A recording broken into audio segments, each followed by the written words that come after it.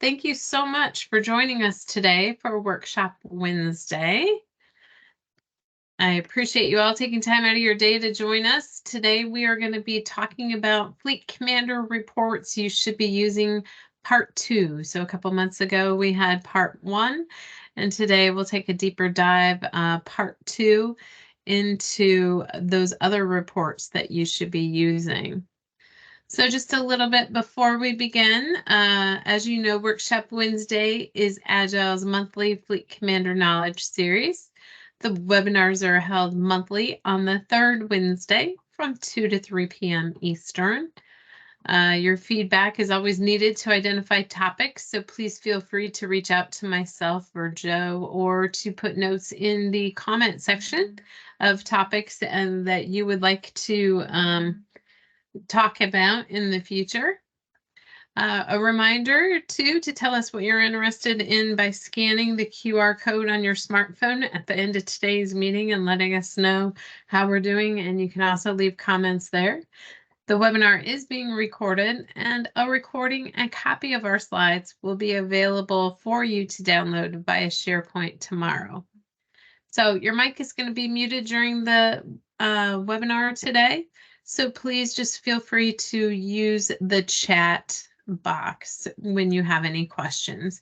So to ask the questions, you're just going to go ahead and click to show conversation, and then type your question, and please feel free to use your first name and the name of your organization.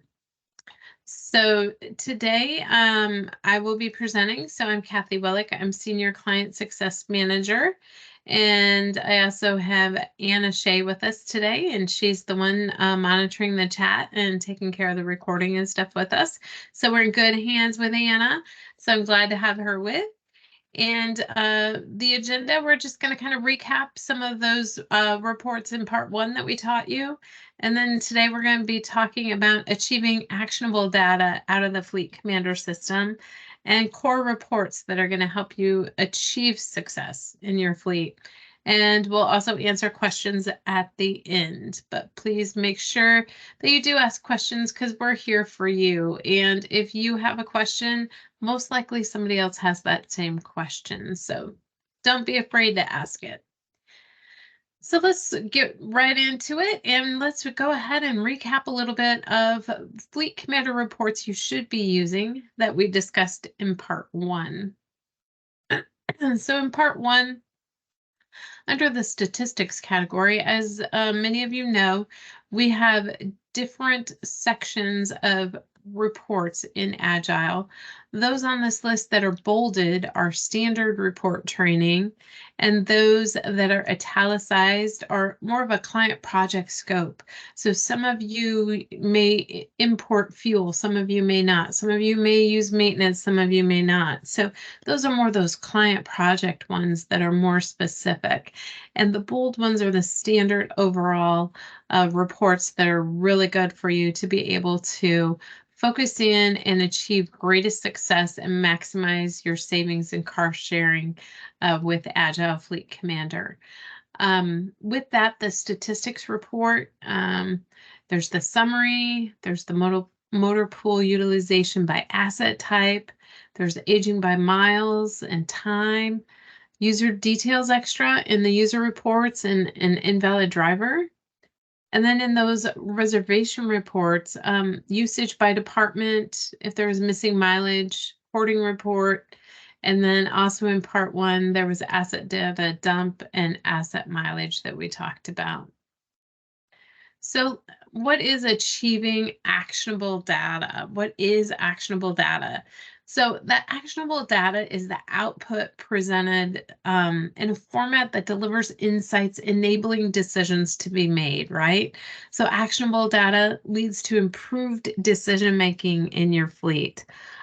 Raw data is just data that doesn't allow you to draw any conclusions. It prevents you from analyzing your operations and achieving your goals. So moving from raw data to actionable data allows you to really concentrate on essential KPIs needed to run your fleet with certainty and to maximize your success. So how do we move from raw data to actionable insights. So that journey to actionable data is data managed in your FleetCommander system that allows your information to be located in a centralized source. Having it in the FleetCommander system allows it to consistently be recorded. Your data is readily accessible and immediately usable to tell your story and to tell your success and where you can maybe improve. So consistently managed data allows you to gain insights into your operations and your opportunities, right? How can we improve? So understanding your fleet costs and performance, we want you to be able to make informed decisions with using KPIs for your fleet. We want you to achieve your highest utilization with the lowest cost. And we want you to be able to achieve best-in-class performance, right? So that's what this partnership is all about between us here at Agile FleetCommander and our clients. So what can we do to make sure you're achieving best-in-class performance? So in getting to the actionable data, Agile Fleet has what we call core versus module reports. And I highlighted this a little bit earlier, but we'll take just a little bit deeper dive into that now. So our core reports are designed to provide fleet-wide data about your vehicles, your users, your statistics, and your utilization numbers. They provide actionable data about the fleet operation, and these are your go-to reports to manage your everyday fleet-to-fleet operations. Now, those module reports, like we talked about earlier, those are additional reports based on the project scope and modules configured.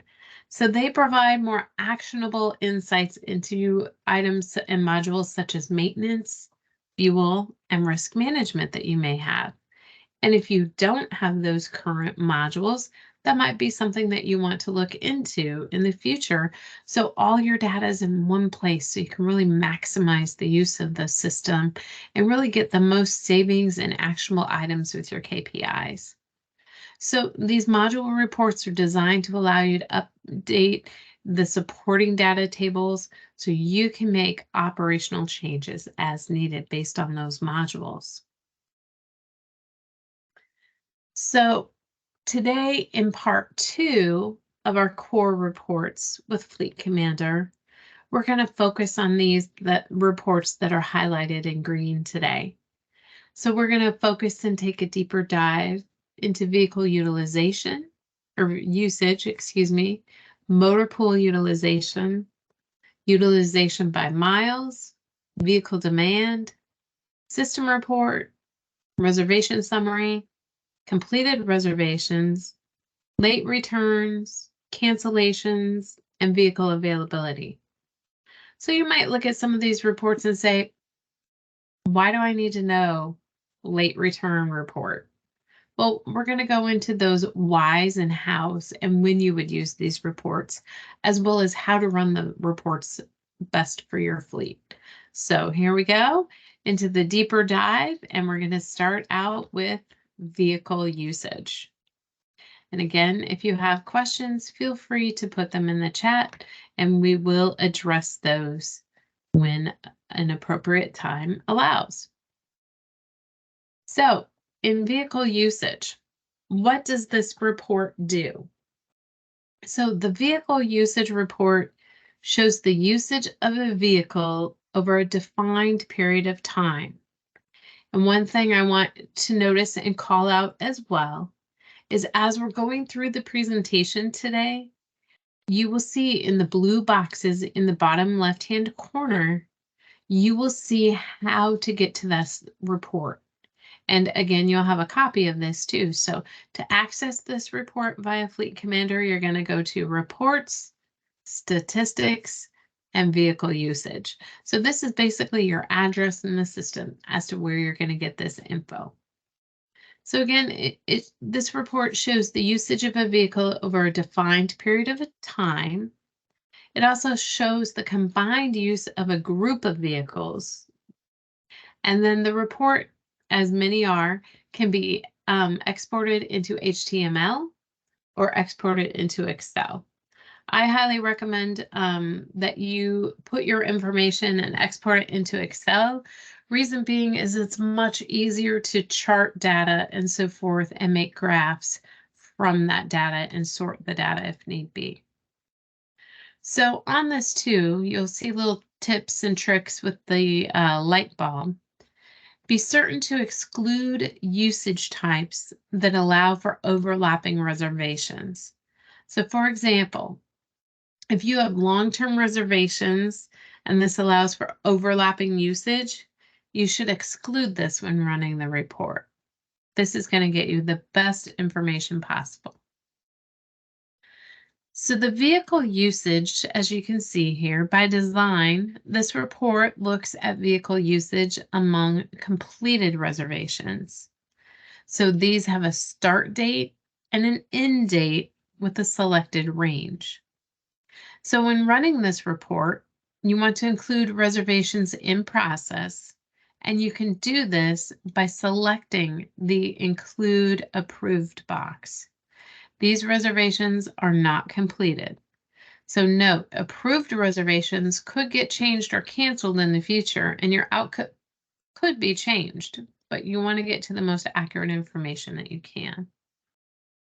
And the usage type, this report considers the usage type of the reservation and not the usage type found in the vehicle's profile.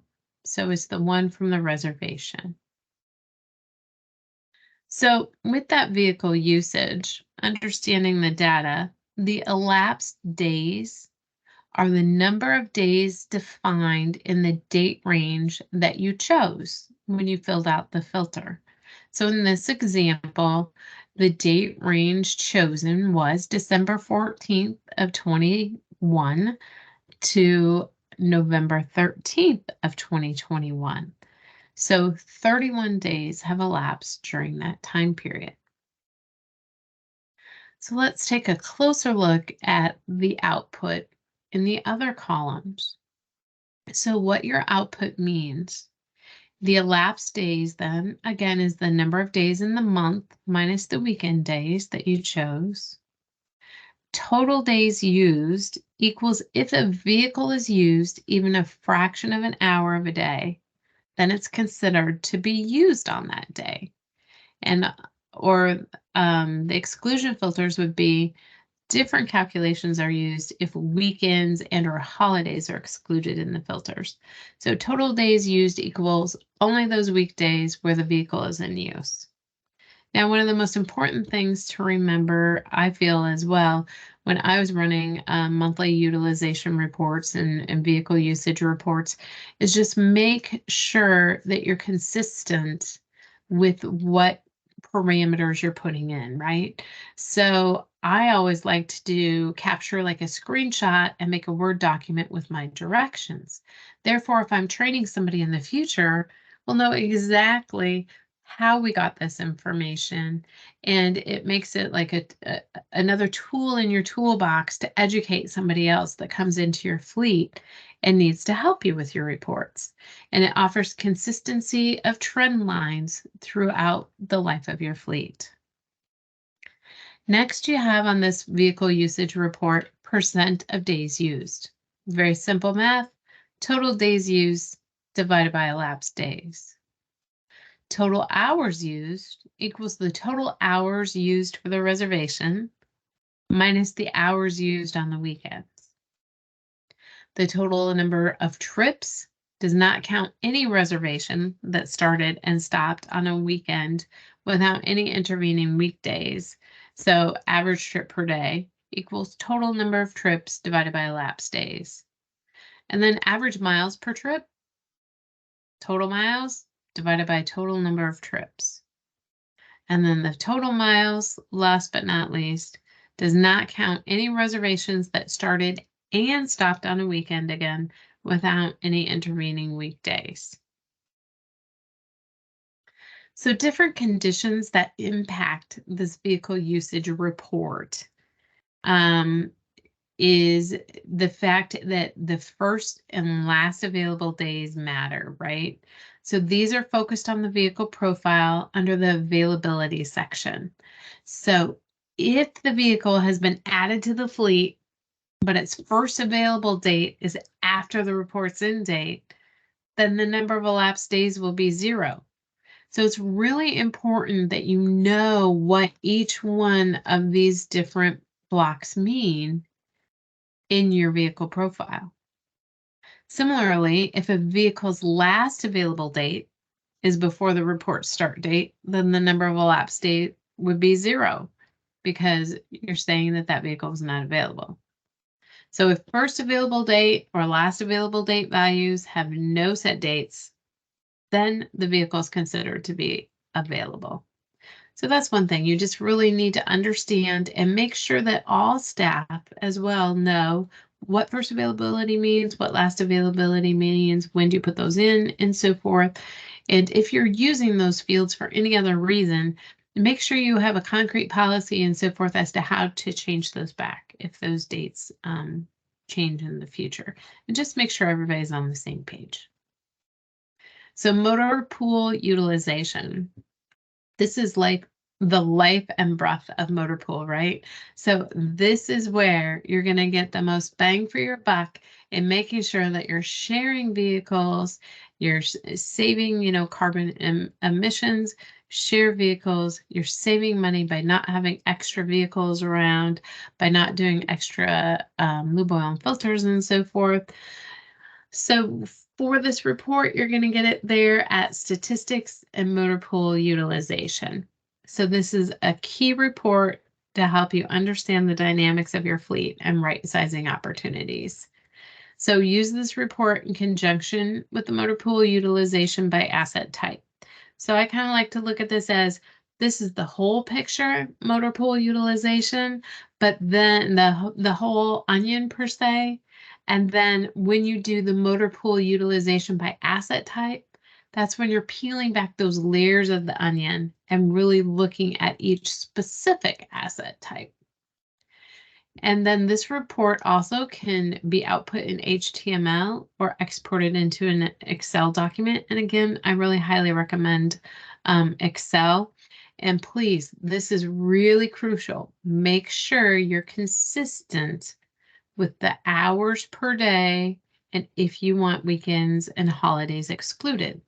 Some fleets want that because their drivers might only drive partial days and they're never open on holidays and weekends.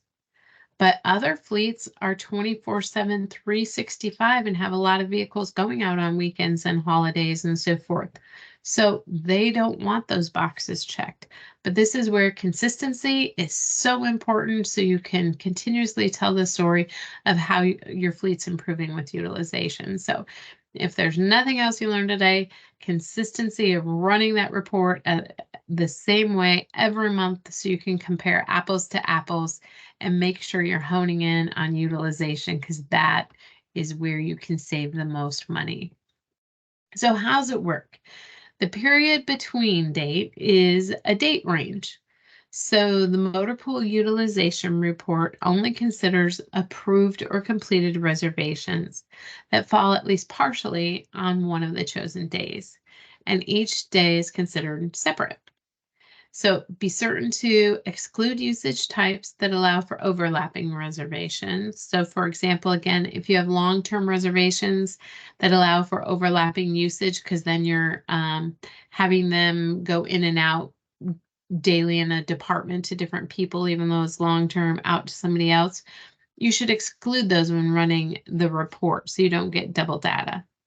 And then this report again, HTML or Excel, highly recommend Excel, but that is up to you. So understanding the data. So what do we see here in this motor pool utilization report? So great, you see a lot of numbers, you see a lot of different categories, but what do these categories mean, right? So let's start from the top.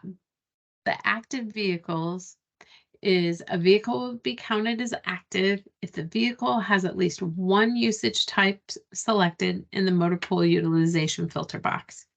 So the vehicle is only counted once if it's used more than one usage type matches. The date within the report range falls within the vehicle's first available date and last available date range in the vehicle's profile. And the vehicle is located at a site selected in the report filter box.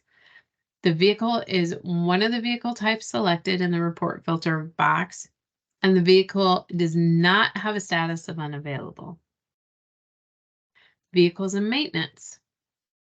So this identifies vehicles that were not available because of maintenance.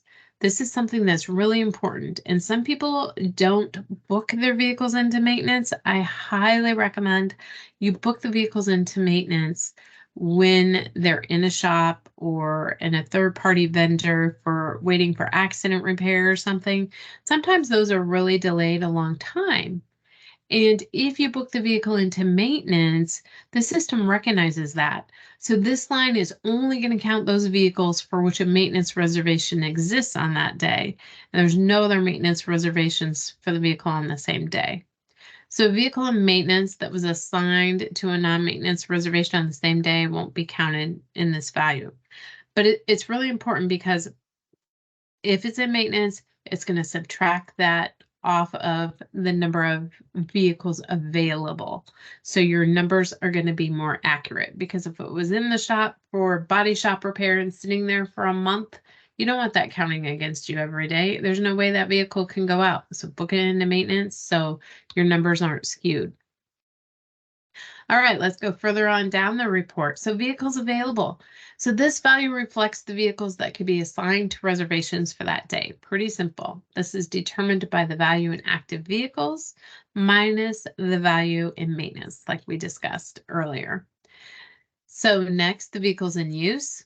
Of the vehicles available, the vehicles that were actually in use value is compromised of those vehicles that have a reservation on that particular day. If a vehicle has more than one reservation on the same day, the vehicle is only counted one time. Total number of trips. Of the vehicles in use, the total trip line counts the total number of reservations for these vehicles. So since some vehicles may be used more than once a day, the number of trips may exceed the number of vehicles in use. And then idle vehicles. This value reflects vehicles that were not used on this day. So the value is determined by the value in vehicles minus the value in vehicles in use. So this is where you're really, as a manager, going to be looking for how many vehicles are idle, how many vehicles are sitting there that are not getting used. And if you have a lot of those, then it might be time to right size your fleet and make sure that you dispose of a few of those vehicles so you are not running on low utilization, because it's costing you money to have those vehicles there. So a little bit further into the report, percent of vehicles used. So this value is pretty simple. It's determined by the value in vehicles in use divided by the value in vehicles available. The total hours available is calculated value using the value in vehicles available multiplied times the hours per day from the filter box. So for example, if we put that they were available for 8 hours a day and there were 10 cars, do the math, there'd be 80 hours available. 8 times 10. The hours used is the actual number of hours as calculated, how those vehicles were used. So any reservation that exceeds the hours per day set in the filter box will have its duration for the day truncated in the value of hours per day. For example, if hours per day were 12 and a vehicle was used 3 times in a day or 1 hour each time, the total numbers of hours for this vehicle on the day is 3. However, if the vehicle is used once for 5 hours, then the total number for this day is 5. So if vehicle is used 15 hours in one day and the total number of hours for this day remains at 12, since we've reached the maximum of 12 hours per day, and the vehicle is used across multiple days, the motor pool utilization would never count more than 12 hours. So that's 3 different examples of how that hours are going to be calculated there. So that can get confusing. So if you need more help with that, just let us know. But that if you read through those 3 examples, it lays it out pretty clear how it is. But it all goes back to what you entered right here, what those hours are, okay?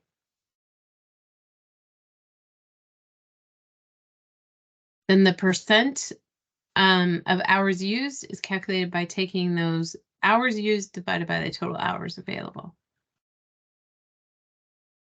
So on the motor pool utilization, another tip is the report allows you to drill down on each value in the report, except for averages, to see the detailed data that makes up the value presented. So you can move your mouse over the value for which you want to drill down.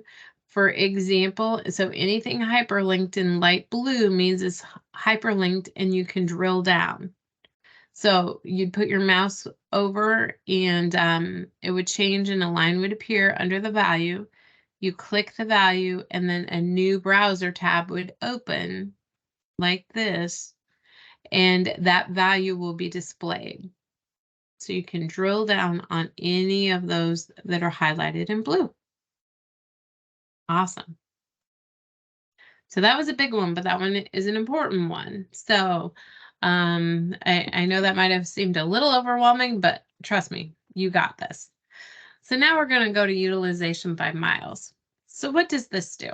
So utilization by miles report calculates the fleet utilization based on the mileage reported, and then it compares it to the estimated and projected mileage. So this is a date-driven report. So make sure you consider the status, unavailable, and deleted to get a complete picture of your utilization over the projected period of time. So the asset type allows you to look at specific utilization for groups of asset. So again, to get to that report, it's going to be in the blue area here, reports, statistics, utilization by mileage. So with this utilization by mileage, there's an estimated miles per month that is calculated based on the information from the vehicle profile. So when you enter a vehicle into the system, into FleetCommander system, on that very first vehicle profile screen, that is where you will find the number of miles you anticipate to drive. So a lot of people might be 10 years, 100,000 miles. The system defaults to 5 years, 100,000 miles. So if you're not changing that when you enter your vehicles into the system for the first time, if you're not changing your parameters, then it's going to default to the basic of 100,000, 60 months. So if you're really running 100,000, 120 months, 10 years, then you would need to change that to get the most accurate information. Because these estimated miles per month in this report, like I said, is calculated based on information you put in there. So the average monthly mileage is a calculated value, taking the actual miles, the data divided by the date range. The projected annual mileage is a calculated value, taking the average monthly miles data and multiply that by 12 to obtain the projected annual estimate. So if you're expecting a vehicle to go 1,667 miles a month, and then you would want that for the year, you'd take it times 12. So the current mileage is based on the most recent reading, and that can originate from multiple places, such as your telematics, your maintenance work orders, your fuel records, your reservations, or if you manually update the vehicle information on your vehicle profile screen. So there's lots of different places that information can come to.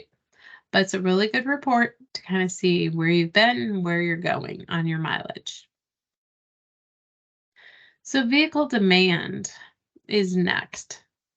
So the vehicle demand report shows the number of vehicles used during a day versus your capacity of the fleet for the same day. So again, it's date driven. You're going to put in the dates that you want and exclude usage types, again, that allow for overlapping reservations.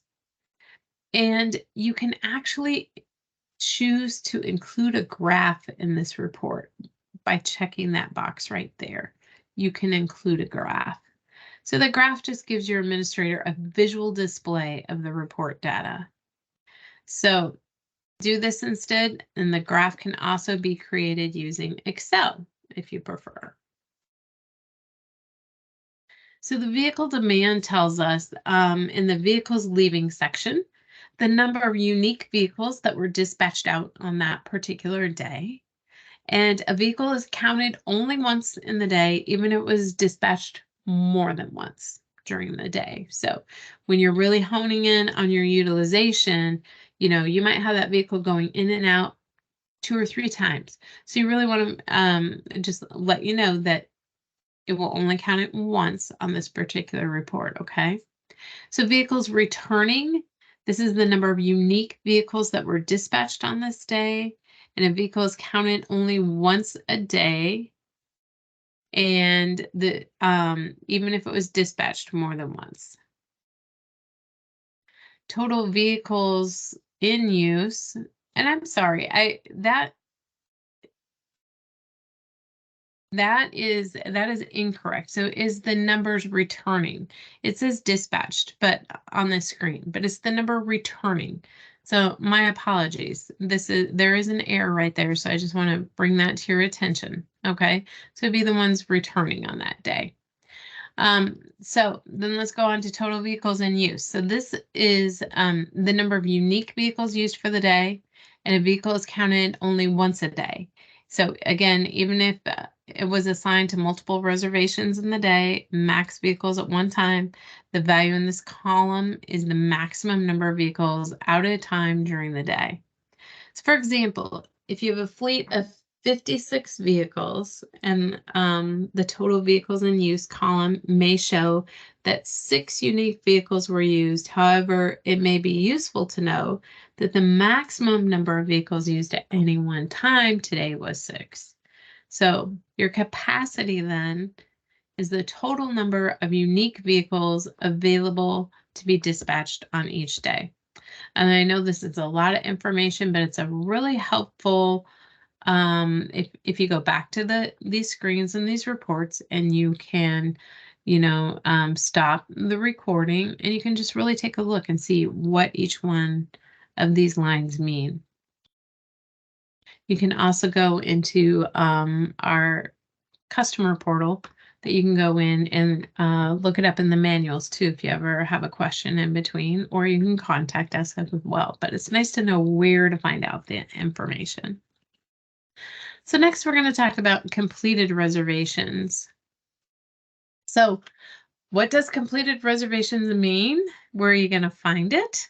So you're going to access it for reports, reservations, and completed reservations. And the completed reservation summary report shows a list of reservations that have been completed and meet the criteria based on your selected filters. So the output of this report provides the department, account, reservation custom fields, and options to show odometer and billing information. So it's got a lot of good detail on there. This report is ideal for assessing usage and trends across sites and locations and departments as you drill down. And again, this report may be output in HTML, or it may be exported to Excel. And for large data sets and to obtain historical trend reports, I really highly recommend Excel. So you can really follow those activity trends.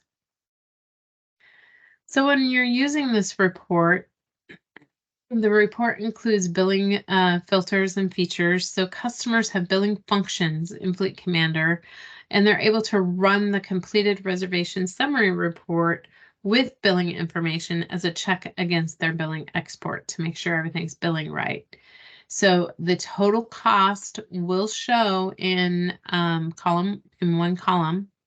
And these filters make it easier to compare the completed reservation summary report with the billing export to make sure that the information matches. So under the show billing information filter, There's 3 radio button filters that are entitled. So you would include posted and unposted charges, or you can include posted charges only, or you can include unposted charges only. So again, the default is included posted and unposted, but that default should not be used by any customers that do not have customized billing export functions. So just modify it to run the report as best serves your fleet. Late return report. Anybody ever have anybody return a vehicle late and then you have to try and find your other customer another vehicle? So the late return report identifies users who have returned a vehicle after the scheduled end time. So you can use this report in conjunction with the hoarding report to see if you have users who are misusing your vehicles and not being a good partner with your vehicles. So the top section of this report shows reservations that were completed late, whereas the bottom part of the report shows reservations that are late returning but have not yet returned the vehicle. So again, report can be in HTML or Excel. So to use this report includes a variety of filters that can be used to identify reservations returned late or not yet returned. So you should always be looking at your late returns and not yet returned. These events create a cascading effect on your fleet and others if you have to find a new vehicle for somebody because the previous person didn't return their vehicle and now somebody else is there at the kiosk for their vehicle and it hasn't been returned. So vehicles returning late impact the next driver, and vehicles not yet returned may be a hoarding issue or a situation where keys have not been returned. So each of these infractions should really have a policy and an action item related to them, right? So what some fleets often do is put a late return fee.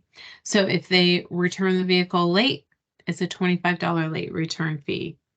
If they are hoarding it, or say they pick the vehicle up at noon, but they always reserve it at 8 a.m., you can use that hoarding report and late return, and you can really kind of zoom in on those people that you might need to have a conversation with, right? To just help them better understand how it impacts the other customers that are using the vehicles. Cancellation reports are our next one here. And so what does the cancellation report do? It shows reservations that have been canceled along with the reason, right? So while your fleet and users need flexibility, we get that things change. The cancellation report is invaluable to spot users who are trying to game the system. So for example, what we mean on that is your fleet is set to auto-assign vehicles based on odometer as an example. If a user creates a reservation and it's assigned a vehicle they do not like, they invariably cancel it, try again and cancel it, and try again and cancel it, and try again until they get that vehicle that they want assigned. So this behavior is counterproductive, right? And it identifies a process concern, and it will be evident in the cancellation report if you have somebody who is doing that same exact thing. So using this report, report filters are requested by type and assigned type.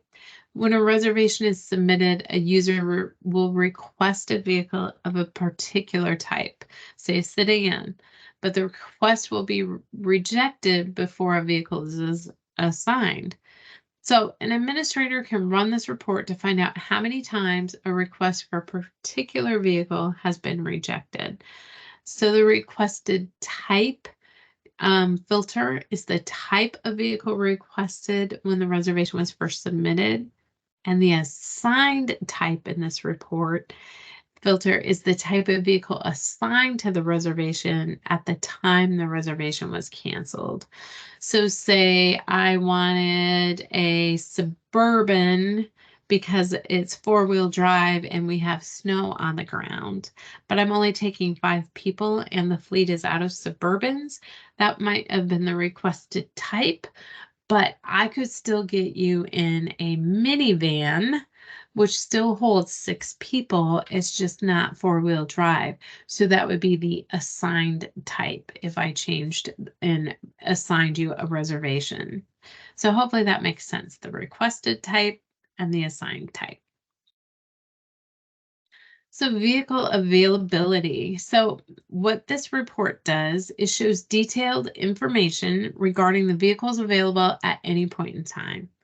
So the multiple parameter selections allow you to concentrate on specific locations, usage types, if you have multiple usage types, different access groups, and individual vehicles to spot potential issues. So there's so much valuable information out there. It's just important to learn where that information is through all these different reports.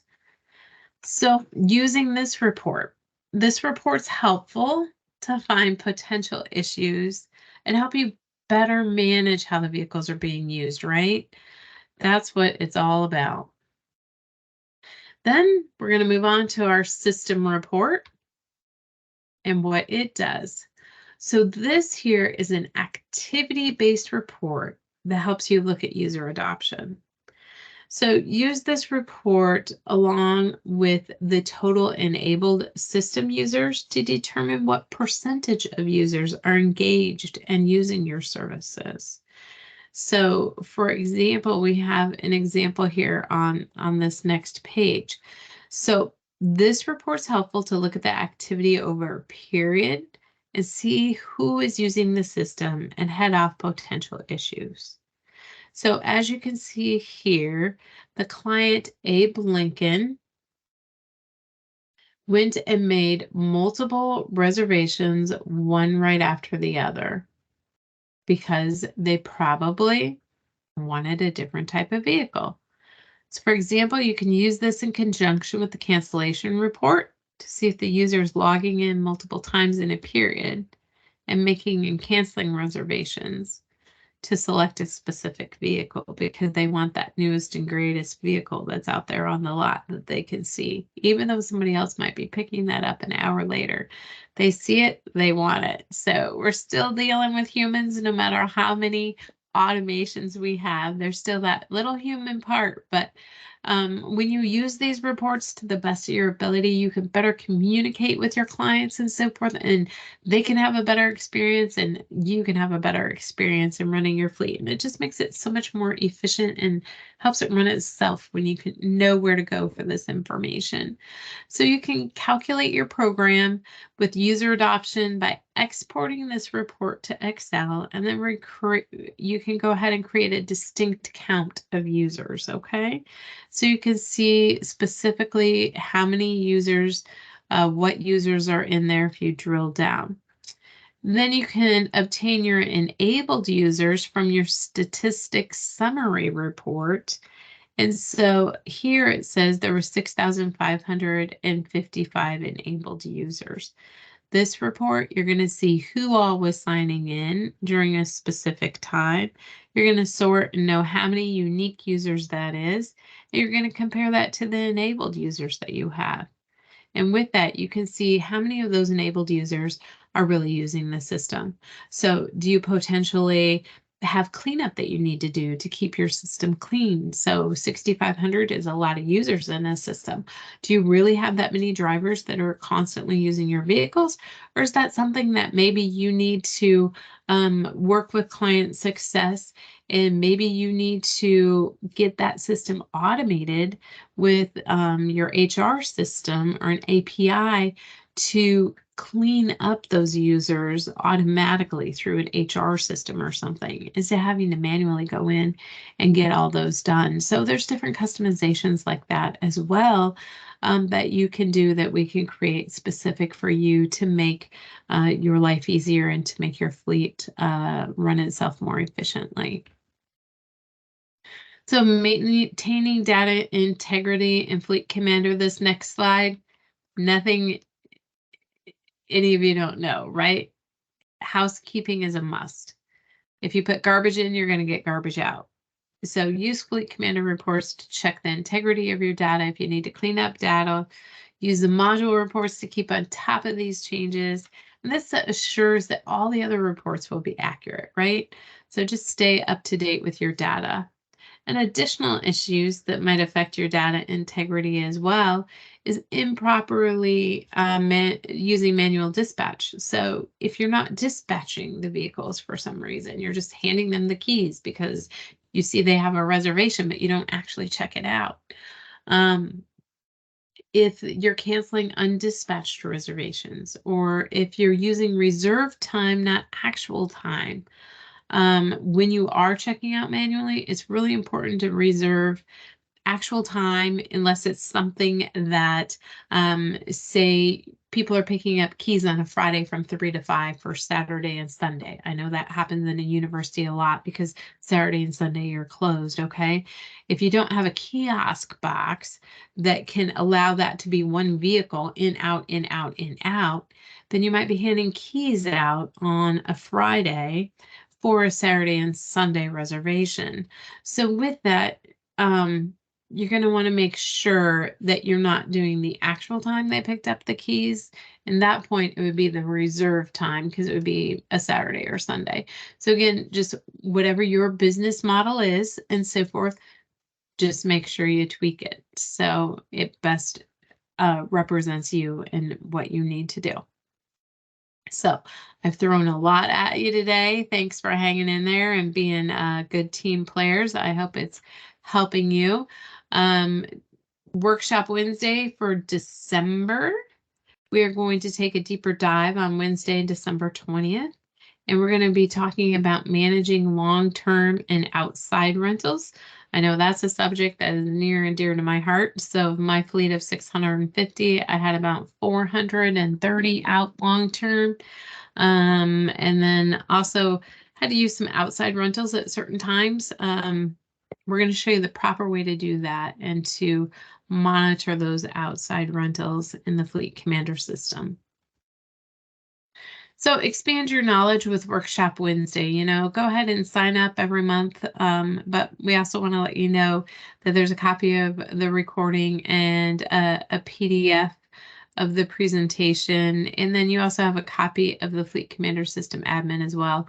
But everything's on our YouTube channel. So our marketing department has done great things in this last year to really get things moving and out there, easily accessible to you. So please visit that YouTube channel and you will be amazed at how much information's on there and how easily it is that you can have your other staff watch it at their convenience. And I know it's super hard when you have multiple staff to get everybody to be able to, you know, come to a class at a certain time. Having that recording allows you to share that information.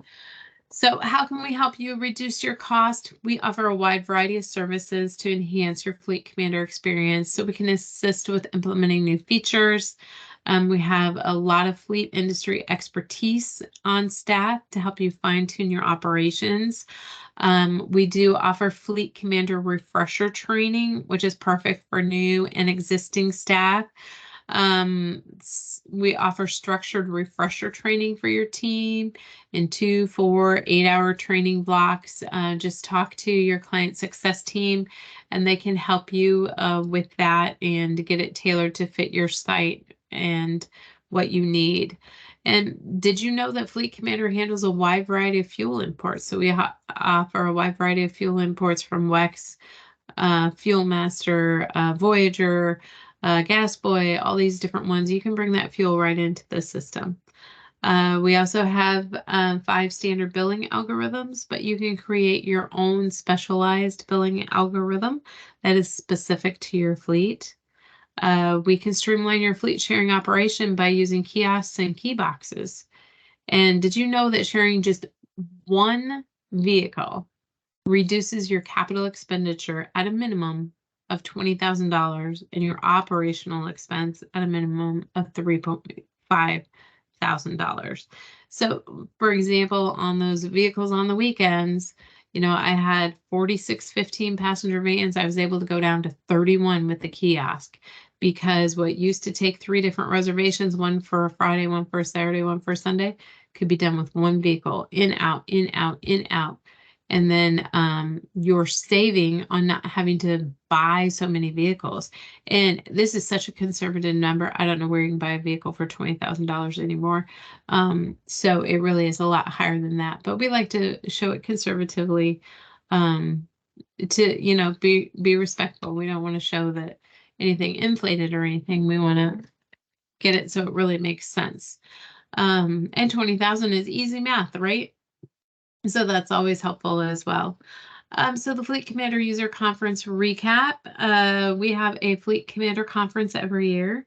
In the past, it's been called Fleet Commander User Conference, and in the future, it is going to be called Command 24. This year was exciting. It was at University of Tennessee, Knoxville. We had over 50 clients in attendance. We had a new client advisory board, which we're going to continue to meet throughout the year. We had on-site Fleet Commander training. We had maintenance refresher and overview. We had engaging roundtables and so forth. It was just a great experience. So keep that in mind as well. We have a lot of resources online at agilefleet.com. We have the Fleet Management blog. We have Workshop Wednesdays. And for those of you who are in the higher ed space, I also do a higher ed workshop quarterly. So our next one is December 12th. And with that, you know, your success is our success, right? So we want to be able to help you share your accomplishments. Sometimes I feel like Fleet is a forgotten part of a business model. The wheels turn every day. You guys are keeping the wheels going, guys and gals, to keep people on the road.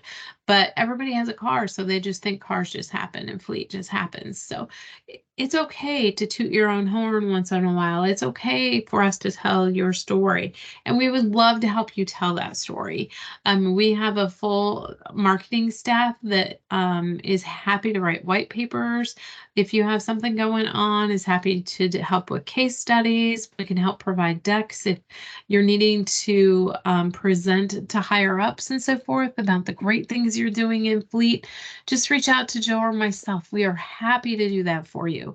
I tell you what, we have the most talent. I was a client for years and been on staff only for a year, but I tell you what, our marketing team that we have now is like no other. It is remarkable, and we are here to help you. So please allow us that opportunity. We want to tell your story and help you through that. Getting help from your Agile Fleet team, going to fcsupport@agilefleet.com or calling our main number, extension 2, does get you in touch with our support staff. And they're on hand 7 a.m. to 7 p.m. Eastern Time, Monday through Friday.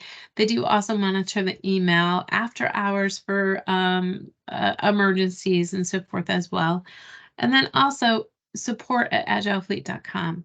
That is our support portal with all the manuals for Agile Fleet. You can do a control find. I know, for example, I have my own shop as well. I would only add a technician maybe once every 4 to 6 years, right? Because our technicians stuck around. It's like, okay, I know you can add a technician, but how? Some of those things, you can either call support and ask them, or just sign on to the portal and do a control F, and you can find step by step how to do that in the system. And then Joe and I, we're here to help you. Our contact numbers are down there. So Joe's extension 510, I'm extension 512. So we're here to help you, and we appreciate your call. If you have a certain problem with Fleet that you're trying to solve, you know, reach out. If we don't have the answer, we'll find somebody that does. If you want to talk to a similar client that might be going through a similar situation, we can hook you up with that. So just make sure we're here to serve you. So make sure you reach out to us, because we'd love to have you. Finally here, before we go to questions, please help us to make Workshop Wednesday better. You can go ahead and scan the QR code with your phone right now and let us know how we're doing and how you think things are. I would like to give a shout out to Hannah. So Hannah is a customer who has only been with Fleet for like 6 months. I met her for the first time yesterday, and I see she's already here on Workshop Wednesday. And I see Charles is here as well. So Charles, great to see you. It's been a couple weeks since I've gotten to talk to you. So I appreciate you all showing up and learning more. And Nalish, thank you as well. Thank you to all of you who are on the call, but I see a couple names there that we've been working with, so that's fantastic to see you here, and hopefully that gives me encouragement that we're providing value. So go ahead and take a shot with your camera there with your smartphone, and take a quick minute to fill that out if you can, and let us know what topics you'd like to know in the future.